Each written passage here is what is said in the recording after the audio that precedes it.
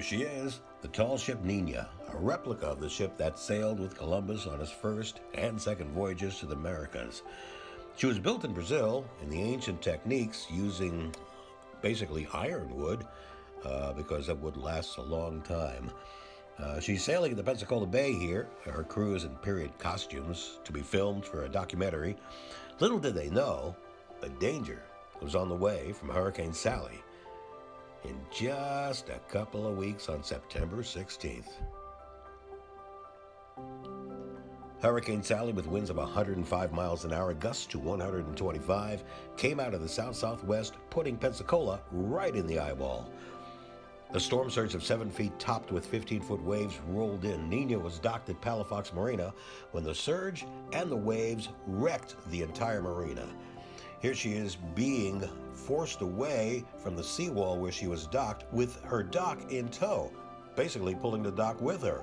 She was still tied up to the dock, but the wind and the waves were pushing her out of the marina into the open bay, where she was rolling. The crew frantically trying to figure out what to do because they're trapped on the ship. There's no way they can escape. It's 105-mile-an-hour winds, 125-mile-an-hour gusts, basically a 7-foot storm surge, 15-foot waves rolling her into a cove that had rocks on one side, a seawall on the other. Both could have destroyed the ship, but she ended up in the mud at the very end of the cove, luckily, and the dock that she was tied to ended up as a bumper board to protect her against the seawall that was there. Those waves kept rolling in, and finally, the crew was able to be safe. Down below, as you can see, just about everything that could tumble out of any kind of a locker did. The cabin sole is wet. Here are some of the intrepid crew on board. Jeff Hicks, the ship's carpenter, who was injured a couple of weeks later. Kathy Thompson here, she's the ship's purser. She was also injured later on. Dave Zenk, the first mate, who was also, they're also on board were the crewman Mallory DeLapp and Onan the dog. Here's a pan of the ship. Shortly after she came ashore, the crew at the time was still trying to figure out how in the world they're going to get her off, get her floating again, because basically she needs 7 feet of water under there, as you can see. As you look all alongside, you can see the dock that she was tied to, acting as a bumper board, but she needs 7 feet of water, and she was sitting in the mud in a cove that only had 2 feet of water. Here, Kathy is working on the mast wedges, which would need to be removed to pull the masts off.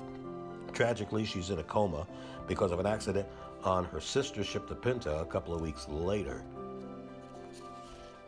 When she and some other crew were taking that ship up the river to escape the next hurricane that they were dodging. Here, you can see Dave Zenk was pointing down below at the damage, and you can see the sailboat that ended up next to it also was wrecked, and a long pan of the dock that held the ship and saved it, so it wouldn't be crushed against the seawall. Here's the crew, the Valiant crew: Kathy Thompson, Jeff Hicks, Dave Zenk, and Mallory DeLapp, and of course, Onan the dog. All 5 were on board as the ship was in the process of being in danger and possibly being destroyed. And here's a pan a couple of days later as they're starting to prepare, because the first thing they needed to do were take the masts off so that they could lighten the ship and possibly figure out somehow to get her back in the water. At this particular time, they really didn't know how they were going to do that, because that rig is heavy. But she was sitting, as you can see here, in the mud. And high and dry. And the trick was to somehow get her back to the water, and we'll find out how in just a little while. Now, of course, the destruction of Palafox Marina was from Sally. It was unexpected. Boats were sunk, they were crushed, they were still tied to their docks as it all happened. It was the docks that broke free in the storm surge and in the waves, and Sally toppled all the trees, ripped off roofs, and knocked out power for days in the area. The marine community took it on the chin, too, with millions of dollars worth of wrecked boats. Boats forced up on shore from the storm surge, boats sunk by the waves. It was a mess. 105-mile-an-hour winds, sustained winds, with gusts to 123 and a 7-foot storm surge. 30 inches of rain also came down, and this was a very slow-moving hurricane. Sure can cause a lot of damage. So, of course, the first thing we had to do was pull the masts, which involved cranes to lighten the ship. The masts were then sent back to where the ship is berthed, and finally, the crane is arriving on the barge, and everybody was really happy as they look out from the deck toward where the barge is coming in. And you can see the wrecked sailboat is still there. Here's Jeff Hicks with his injured fingers watching the barge come in. The barge is coming into the cove. The other crew are also watching with happy faces. The barge is going to be positioned. And then we're going to get into the attempts to try and pull her out. Attempt number 1 didn't work. Line snapped. And now attempt number 2. Well, looks like it's no cigar, unfortunately. So, of course, they had to try and pull her out a different way and slowly, very slowly, pull her into a 7-foot deep area that was dug out so she could float again. And it's successful. And everybody's happy because guess what? Nina is floating again. Kind of a naked hull with no mast, but she's floating again.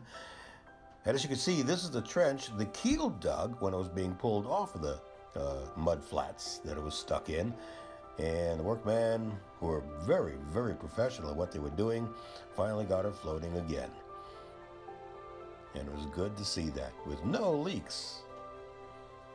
So, of course, the next day, we had to continue onward with the boat getting ready to be moved, with a trench that was dug all the way from where she was, up against that dock/bumper board, all the way to the barge. And here she is after they dug it and got her to near the barge, getting ready to put her in the slings to get her out of the shallow water. Remember, she needs 7 feet of water, and she was only in 2 foot of water where there you see the water. So they're digging around the bow and they're digging around the stern to try and deepen it, because then they have to have room to put the slings, as you can see here, around underneath the hull, so that of course the crane can eventually pick her up and they could take her to deeper water. So here you can see they're getting the sling on the bow area, and it's a lengthy process. I still must commend the crew, all these people who salvaged the ship for the crew of the Nina. They seemed to do it as a labor of love. It wasn't just a job for them. So here she is. They're ready to go pull her up. You can see the crane is huge and straining under the load as she slowly, inch by inch, comes up out of the water, waiting to see her clear. Inch by inch. And guess what? Now you can see a little water under the keel. She's coming out of the water. She's totally in the air. And now they can begin the process of taking her and swinging her around to the side of the barge.